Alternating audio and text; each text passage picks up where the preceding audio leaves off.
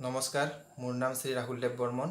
মই এটি কবিতা আবৃত্তি কৰিব ওলাইছোঁ। কবিতাটিৰ শিৰোনাম অৰ্ধনগৰীত জন্মিছা যদি।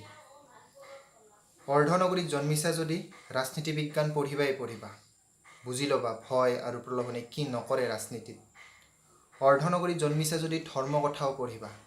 তত্ত্ব অৰ্থ বুজিবলৈ চেষ্টা কৰিবা। বুজিবা ধৰ্ম সাৰথি কৰি মানুহে কিদৰে ৰাজনীতি কৰে। তথাকথিত ধৰ্মগুৰুন চুবলৈ অজলা মানুহৰ কেনে হেতা অপৰা। অৰ্ধনগৰীত জন্মিছা যদি চিঞৰিবলৈ শিকা। মাৰণাস্ত্ৰলৈ যদি ভয় কলম তুলি লোৱা, পিশাচবোৰে ভয় কৰিব। যদি তুমি অৰ্ধনগৰীত জন্মাও, নাকান্দিবা।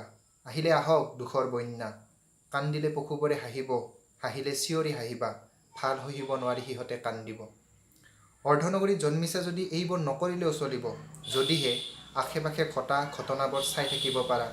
শত্ৰু মিত্ৰ সকলোকে মৰমেৰে মাত দিব পাৰা। যদিহে আনে দিয়া দুখৰ বোজা সহিব পৰা। পুঁজিপতিৰ শোষণ সহিব পৰা। জমিদাৰৰ তাণ্ডৱ নৃত্য চাব পাৰা।